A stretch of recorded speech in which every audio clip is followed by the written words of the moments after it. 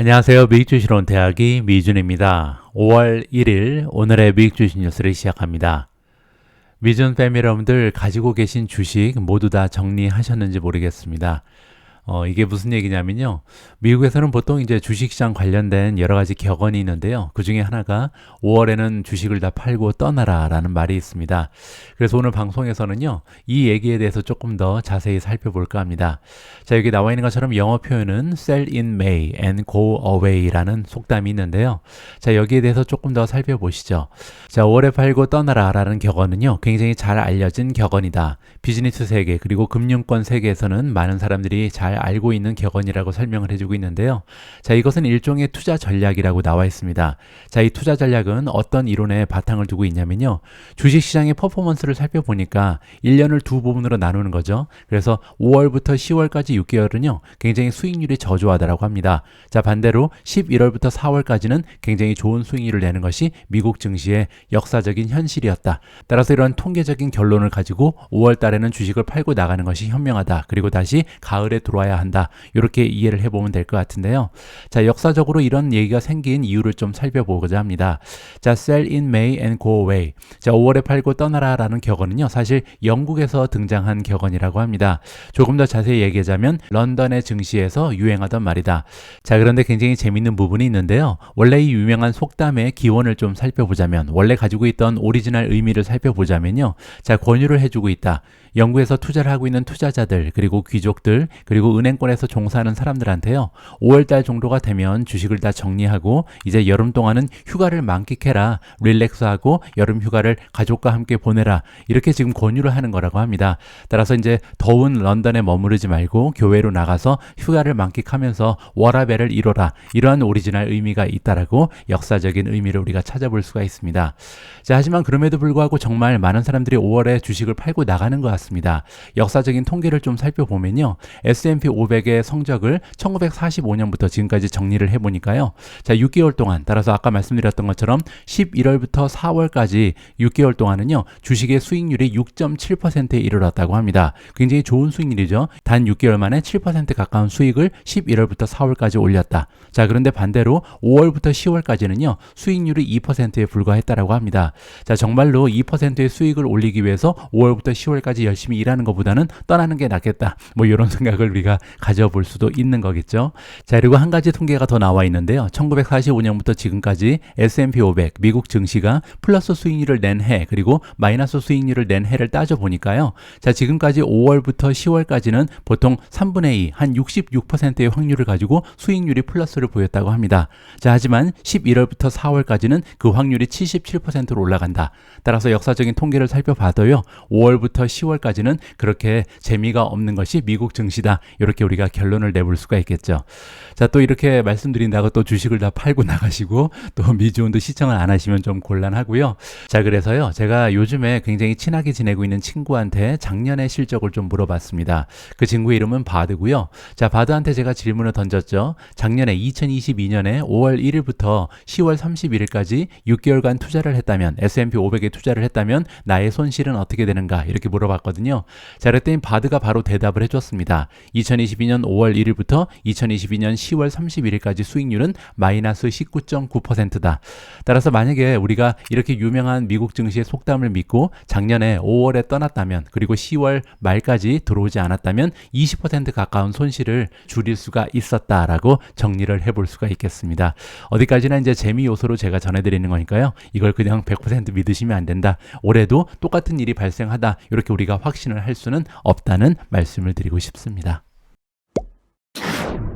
자, 오늘은 월요일 방송이기 때문에 지난주 미국 증시의 움직임부터 체크를 하고 넘어가도록 하겠습니다. 자, 우리가 많은 관심을 가지고 있는 기술주가 모여있는 나스닥 지수의 움직임부터 살펴보시면요.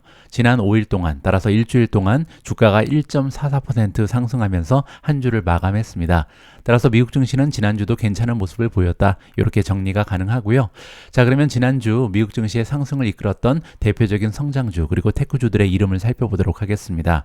자, 보시는 것처럼 루시드가 가장 좋았습니다. 일주일 동안 16.2% 주가가 상승을 했고요. YTD 수익률은 이제 19.62%를 보여주고 있습니다. 메타 플랫폼즈 여러분들 알고 계신 것처럼 굉장히 주가의 움직임이 좋았죠. 12.06% 올라가면서 이제 YTD 수익률이 거의 100%를 목전에 두고 있습니다. 자, 앨범알이 7.05% 올라갔습니다. 이 부분은 굉장히 의외죠. 왜냐하면 칠레 정부가 이제 리튬 산업을 국유화한다 이런 뉴스가 들렸잖아요. 그럼에도 불구하고 일주일 동안 주가가 7% 넘게 껑충 뛰어 올랐고요. 자, 마이크로소프트가 6.67% 그리고 역시 리튬 기업인 리벤트 코퍼레이션 6.53% 상승했습니다. SQM 역시도 5.64% 올라가면서 리튬 기업들이 대체로 양호한 실적을 보여줬고요. 자, 데이터독이 4.35% 플러스, 스타벅스 4.21% 올라갔고요. KLAC가 3.41%, 더 트레이드 데스크 3.26, 조비 에비에이션이 3.13%, TQQQ 3.05, 아마존이 2.67% 상승하는 한 주였습니다. 자, 이번에는 메가테크 기업들의 이름을 살펴봐야겠죠. 메타 플랫폼즈 가장 좋았고요. 그 뒤를 이어서 마이크로소프트 6.67, 아마존 2.67, 구글이 2.32, 애플이 2.05% 올라갔고요. 엔비디아 역시 소폭 상승을 보이면서 이제 YTD 수익률이 86.3%를 찍고 있습니다. 자, 반면 두 기업은 마이너스를 보이는데요. 넷플릭스는 마이너스 0.65 그리고 테슬라는 2.96% 떨어지면서 가장 좋지 않은 모습을 보여줬습니다. 지난주 금요일날 제가 오늘의 미국 주식 뉴스 방송을 보내드리고 나서요. 커뮤니티 포스팅을 통해서 잘못된 내용을 수정하는 메시지를 전달해드린 바가 있습니다. 자, 그 내용 잠깐 살펴보시면요. 4월 28일 오늘의 미국 주식 뉴스 내용 중에서 미국의 PCE 물가 상승률은 3월의 한 달 수치가 아니라 2023년 1분기의 수치입니다. 따라서 작년 4분기에는 플러스 4.4%였던 근원 PCE 상승률이 올해 1분기에는 플러스 4.9%로 0.5%포인트 증가한 것이 맞는 표현입니다. 자, 다시 한번 혼동을 드려서 죄송하다는 말씀을 드리고 싶고요. 자, 그리고 밑에 나와 있는 것처럼 금일 발표된 3월의 근원 PCE는 전달 대비 0.3%, 전년 대비는 4.6% 증가한 것으로 나왔습니다. 이렇게 지금 제가 메시지를 전달해 드렸습니다. 그래서 오늘은요, 지난주 금요일에 발표된 3월의 근원 PCE 관련해서 짧은 기사를 여러분들께 전달해 드리고자 합니다. 자, 키 인플레이션 게이지다. 따라서 연준에서 가장 중요하게 여기는 근원 PCE에 대한 업데이트가 전달됐다. 이렇게 이해가 가능하고요. 자, Personal Consumption Expenditure, 줄여서 우리가 PCE라고 부르죠. 자, 이 PCE 중에 식료품 그리고 에너지를 제외하고 근원 PCE를 살펴보니까 지난달에 비해서 0.3% 추가적으로 물가가 올라갔다. 이렇게 볼 수가 있습니다. 그리고 이 수치는요, 지금 다우존스의 예상치랑 맞아 떨어졌다. 따라서 이제 금요일 날 미국 증시의 모습이 괜찮았던 이유는요, 시장의 전망치랑 정확하게 맞아떨어지는 물가 상승률이 보고됐기 때문이다. 이렇게 이해가 가능합니다. 자, 그리고 1년 전과 비교를 하면 근원 PCE 같은 경우는 4.6% 증가했고요. 자, 그렇게 되면 기대치가 4.5기 때문에 기대치보다는 조금 더 높은 물가 상승을 기록했다. 이렇게 우리가 이해해 볼 수가 있습니다. 하지만 고무적인 부분은 뭐냐면요, 2월 달에는 4.7%였기 때문에 4.7%에서 0.1%포인트 줄어든 모습을 보여준다. 따라서 물가 상승이 조금씩 둔화되는 것이 아닌가, 우리가 기대감을 가져볼 수 있는 그런 발표 내용이었습니다. 자, 다음에는 변동성이 극심한 식료품 그리고 에너지를 포함한 헤드라인 PCE를 보도록 하겠습니다. 자, 헤드라인 PCE 같은 경우는요, 지난달에 비해서 0.1% 소폭으로 추가 상승을 했고요. 자, 그리고 이제 작년하고 비교하면 4.2%가 나왔는데요. 이 부분에 굉장히 고무적입니다. 왜냐하면 2월 달에는 작년 대비 5.1% 증가하는 모습을 보였거든요. 따라서 지난달에 비해서 조금씩 물가 상승률이 잦아든다. 이렇게 기대감을 가져볼 수가 있는 거고요. 자, 이렇게 헤드라인 PC 물가 상승률이 둔화되는 모습을 보일 수 있었던 결정적인 이유가 설명되고 있는데요. 에너지 가격입니다. 에너지 가격이 지난달에 비해서 3.7%나 급감했다. 이렇게 볼 수가 있고요. 자, 그리고 식료품도 괜찮았습니다. 식료품의 가격 역시도 0.2% 정도 지난달에 비해서 감소를 했다. 자, 서머리를 살펴보면요, 일단 굿즈 프라이스, 따라서 상품의 가격은 0.2% 정도 추가적으로 지난달에 비해서 떨어졌고요. 반면 아직까지도 서비스 섹터의 가격은 0.2% 상승 추세를 보이고 있다. 따라서 서비스 섹터의 인플레이션이 굉장히 끈질긴 모습을 보인다. 이렇게 정리가 가능할 것 같습니다. 이번에는요, 시킹알파가 매주 토요일 오전에 발행해주는 카탈리스트 와치를 통해서 미국 증시에 투자하고 있는 투자자라면 반드시 알고 있어야 할 이번 주 핵심 이슈들을 하나하나 점검을 해보도록 하겠습니다. 자, 일단 5월 1일, 오늘이죠. 자, 오늘 같은 경우는 어닝 결과가 있습니다. 가장 중요한 기업으로는 아리스타 네트워크 그리고 온 세미컨덕터가 어닝을 발표하고요. 마지막으로 NXP 세미컨덕터 역시도 어닝을 발표하는 날입니다.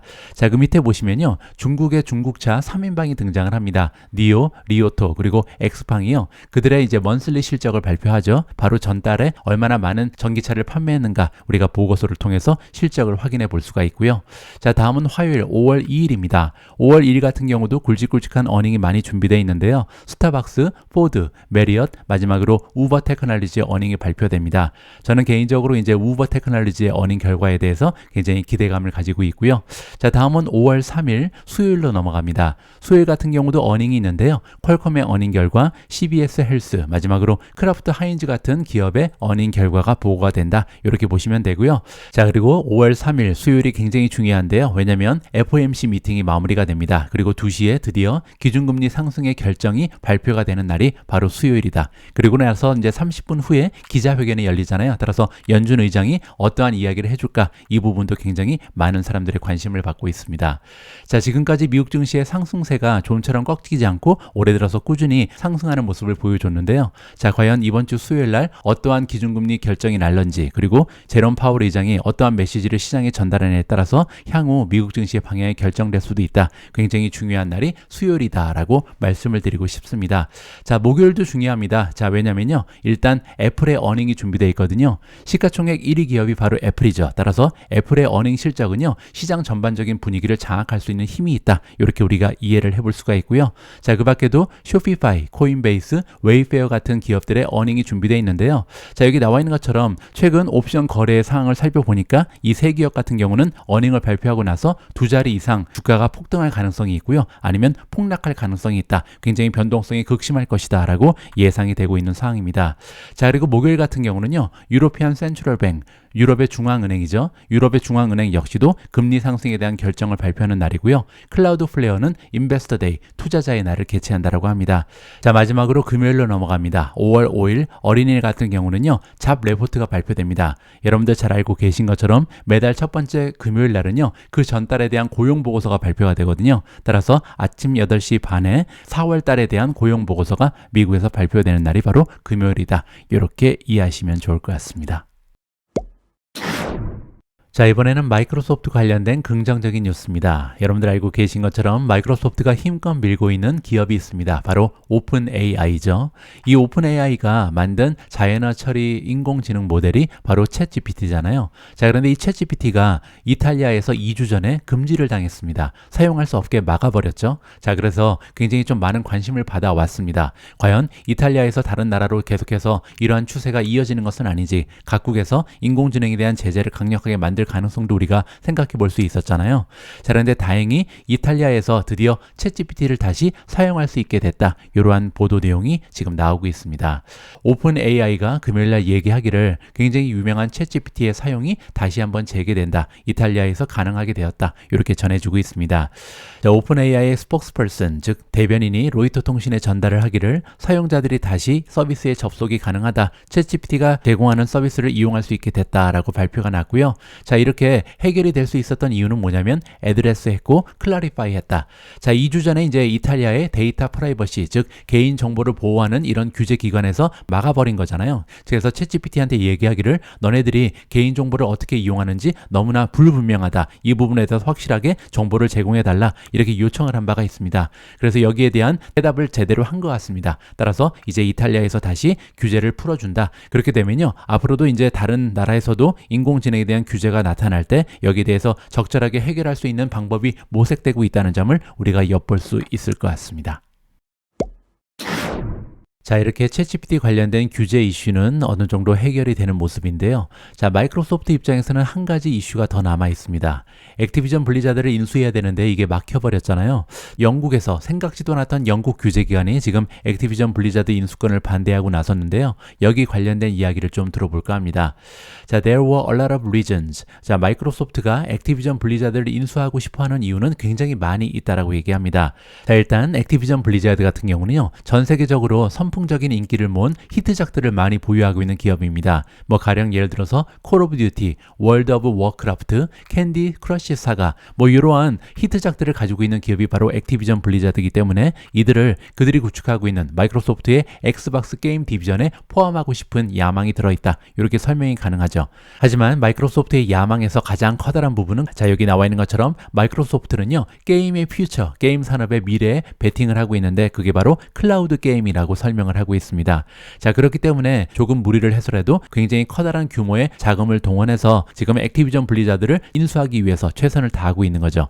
자, 그래서 게임의 미래는 클라우드 게이밍에 있다. 이렇게 지금 마이크로소프트는 생각을 하고 있는 것 같은데요. 자, 그런데 문제는요, 이번에 영국 규제기관에서 발표를 하기를 마이크로소프트가 이렇게 커다란 야망을 클라우드 게이밍 산업에 가지고 있기 때문에 승인을 할 수 없다. 이렇게 설명을 한 바가 있습니다.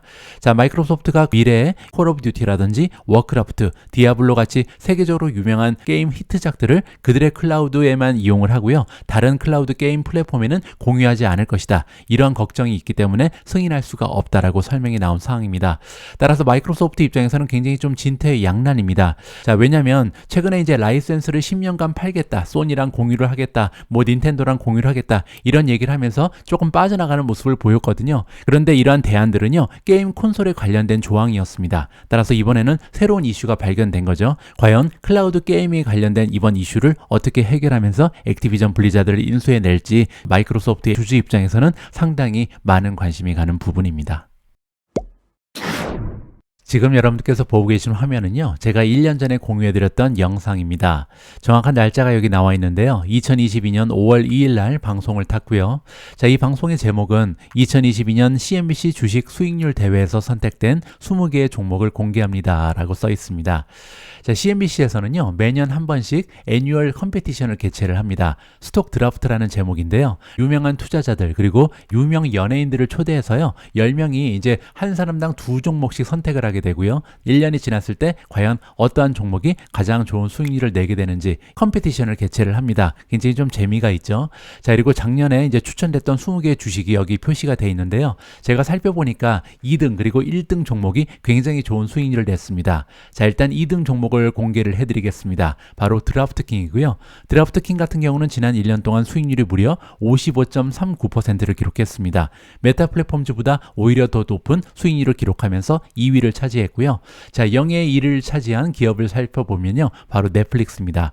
넷플릭스의 주가는요, 지난 1년 동안 무려 65.36% 올라가면서 앞에 나와 있던 20개의 종목들 중에서 가장 월등한 수익률을 자랑한다. 이렇게 볼 수가 있고요. 자, 그리고 지금 화면에는요, 2023년 올해 CNBC 스톡 드라프트에 출전한 20개의 종목이 나와 있습니다.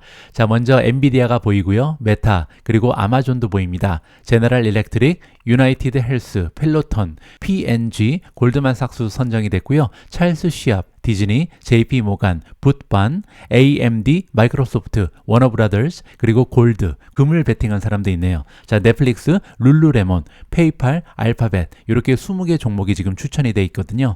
자, 여러분들의 의견을 좀 묻고 싶습니다. 여러분들이 보실 때 앞으로 1년 동안 가장 좋은 수익률을 낼 만한 종목에는 어떤 종목이 있는지 2종목을 선정하셔서 댓글을 통해서 공유를 해주셨으면 합니다. 자, 저 같은 경우는 어떤 종목을 선택할 거냐면요, 미주온 4차 산업혁명 포트폴리오에 들어가 있는 종목들 중에서 이 시킹알파의 퀀트 스코어가 가장 높은 종목들을 한번 살펴보고 싶습니다. 자, 여기 레이팅으로 가셔서요, 퀀트 스코어가 이제 여기 나와 있죠. 자, 지금 퀀트 스코어를 기준으로 했을 때 가장 높은 점수를 받고 있는 기업은 메타 플랫폼즈고요. 그 밖에도 구글, 퍼시픽 바이오 사이언스 오브 캘리포니아, 캐터필라, 우버, TQQQ, UiPath, 그리고 이제 팔란티어가 등장을 합니다. 마지막으로 디즈니도 4.53이라는 굉장히 높은 점수를 받고 있는데요. 자, 이 중에서 제가 선정하고 싶은 기업은요, 사실 없습니다. 왜냐하면 여러분들 잘 알고 계신 것처럼 제가 가장 좋아하는 기업 그리고 확신을 가지고 있는 기업은 바로 아마존 그리고 테슬라거든요. 따라서 그 두 종목이 가장 아끼는 종목이긴 합니다. 비중도 굉장히 높고요. 하지만 만약에 여기에서 두 종목을 선택해야 된다, 이러한 조건이 달린다면 저 같은 경우는요, 우버 그리고 또 한 종목 팔란티어를 선정할 것 같습니다. 자, 지금 우버 팔란티어 같은 경우는요, 퀀투스코어뿐만 아니라 여기 보시는 것처럼 치킨알파에 연계되어 있는 애널리스트들도 3.86 매수를 주고 있고요. 월가의 전문가들 역시 4.44로 굉장히 높은 점수를 주고 있는 것이 우버고요. 자, 밑에 팔란티어도 마찬가지죠. 보시면 치킨알파에 연계되어 있는 주식 전문 블로거들도 3.73을 주고 있고요. 월가의 전문가들은 2.88을 주고 있습니다. 따라서 저 같은 경우는요, 만약에 테슬라, 아마존을 제외하고 두 종목을 더 골라라 그렇게 말씀하신다면 우버와 팔란티어를 고르고 싶다, 이렇게 공유를 해드리고 싶습니다. 자, 여러분들이 가장 좋게 생각하시는 종목 두 종목을 선택하셔서 댓글창을 통해서 공유해 주시면요, 굉장히 재미있는 이벤트가 될 것 같습니다. 자, 오늘 마지막으로 전달해 드릴 기사는 이번 주 어닝 결과에 대한 전망입니다. 자, 애널리스트들이 보기에는요, 특정 종목들이 이번 주 좋은 어닝 결과를 발표하면서 주가의 상승을 도모할 것이다, 이렇게 이해해 볼 수가 있는데요. 자, 그 내용을 좀 살펴보시면 어닝 시즌이 계속해서 달려가고 있다. 월가의 애널리스트들이 보기에 아웃룩이 특별히 좋은, 따라서 일종 종목들의 어닝 결과가 굉장히 좋을 것으로 전망을 하고 있다. 그렇게 되면 이제 주가 상승을 도모할 수가 있겠죠. 자, 지금 현재 S&P 500에 속해 있는 500대 기업들 중에 반 정도가 어닝 결과를 발표했는데요. 그 중에서 무려 81%가 익스펙테이션, 시장의 전망치를 초과 달성했다라고 합니다. 그렇기 때문에 최근 이제 미국 증시의 모습이 굉장히 긍정적인 모습을 보일 수가 있었겠죠. 자, 하지만 한 가지 우리가 고려할 점이 있는데요. 최근 들어서 미국 기업들에 대한 전망치가 굉장히 많이 하향 조정됐다라는 겁니다. 자, 보시는 것처럼 S&P 500의 어닝 전망이 지난 1년 동안 무려 5%나 하향 조정된 바가 있다. 따라서 그냥 전망치를 초과했다, 이 부분만 가지고 좋은 실적이라고 얘기하기는 조금 어려움이 있다, 이렇게 해석이 가능하겠죠. 자, 그래서 CNBC 프로에서는요, 이번 주에 어닝을 발표하는 기업들 중에서 다음과 같은 조건을 만족하는 굉장히 분위기가 좋은, 모멘텀이 좋은 주식을 가려냈다라고 합니다. 자, 가장 먼저 지난 3개월 동안요, 어닝의 전망치를 올려준 전문가가 5명 이상 되는, 따라서 상당히 많은 전문가들이 어닝의 전망을 상승 조정한 이러한 종목들이 포함이 되어 있는 거고요. 자, 두 번째로 지난 3개월 그리고 6개월 동안 어닝 전망치의 상승치가요, 최소한 10% 이상 되는, 따라서 어닝 전망이 굉장히 큰 폭으로 늘어난 종목만 포함이 된다라고 이해가 가능합니다. 자, 그리고 한 가지 조건이 더 있는데요. 많은 전문가 중에 어닝의 전망을 하향 조정한 사람들이 5명 이하 되는, 따라서 부정적인 견해를 가지고 있는 애널리스트가 굉장히 적은 종목만 포함이 됐다, 이렇게 이해가 가능합니다. 자, 여기 6개의 종목이 추천이 되고 있는데요. 자, 일단 첫 번째는 원오케이인데요. 원오케이 같은 경우는 지난 3개월 동안 어닝에 대한 상승 업데이트가 13번이 나타났고요. 하향 조정된 것은 단 4번에 불과합니다. 자, 그리고 EPS에 대한 전망이 무려 55.12%가 상승을 했습니다. 6개월을 보면 91.84%나 상승했고요. 따라서 최근에 어닝에 대한, 실적에 대한 전망치가 굉장히 급격하게 올라가고 있는 종목이 원오케이다, 이렇게 볼 수가 있고요. 자, 두 번째는 인사이트 코퍼레이션이고요. 인사이트 코퍼레이션 같은 경우는 지난 3개월 동안 어닝에 대한 전망이 8번 올라갔고요. 떨어진 경우는 3번밖에 없습니다. 자, 3개월 동안 EPS의 전망이 무려 48.46%가 올라갔고요. 자, 다음은 3D한 HCM 홀딩입니다. 14번이나 어닝에 대한 전망이 상승했고요. 어닝의 결과에 대한 하향 조정은 단 한 번도 없었습니다. 자, 그리고 3개월 동안 EPS에 대한 전망은 27.36% 올라갔고요. 자, 네 번째로 안시스고요. 15번이나 어닝에 대한 전망이 상승 조정됐고요. 한 번만 하락을 했습니다. 자, 그리고 3개월 동안 EPS에 대한 전망은 14.37% 상승 조정됐고요. 자, 다음은 아리스타 네트워크입니다. 아까도 등장했던 기업이죠. 자, 아리스타 네트워크 같은 경우는 총 3개월 동안 26번이나 어닝에 대한 상승 조정이 있었습니다. 최근에 굉장히 좋은 추세를 보여주는 거죠. 그리고 단 한 명의 애널리스트도 다운 조정을 하지 않았다, 하향 조정은 아예 없었고요. 자, 그리고 3개월 동안 EPS의 상승은 12.36%, 6개월 동안 32.34%, 어닝에 대한 전망이 상승 조정됐다. 자, 마지막으로 메리엇입니다. 메리엇 같은 경우는 3개월 동안 총 17번 어닝에 대한 전망을 상승 조정했고요. 그리고 하향 조정된 것은 단 2번에 불과합니다. 자, 3개월 동안 EPS의 상승 추세는 12.14%였다. 자, 이렇게 6종목이 지금 현재 애널리스트들이 보기에 가장 좋은 어닝 실적을 이번 주에 발표할 예정이다, 이렇게 전망이 되고 있습니다. 실제 어닝 결과가 나오면요, 비교를 해보면 굉장히 재미가 있을 것 같습니다. 5월의 첫 번째 날 보여드린 오늘의 미국 주식 뉴스는 여기까지입니다. 오늘도 함께 해주신 분들께 감사의 말씀을 드립니다. 자, 오늘부터 시작하는 5월달 여러분들 기분 좋게 긍정적으로 시작하시고요. 멋진 한 달로 꼭 만들어 가시기 바랍니다. 우리 모두가 미국 주식 투자로 은퇴하는 그날까지 다 함께 화이팅입니다. 행복한 하루 되세요. 감사합니다.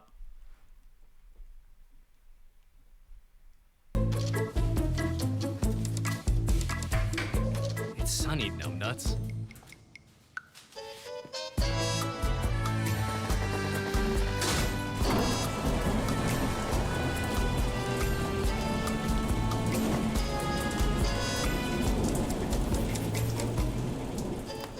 Stephen Kress, creator of Seeking Alpha's stock picking system. Seeking Alpha, all you need to know about investing in top stocks or in anything else. Seeking Alpha, be a better investor.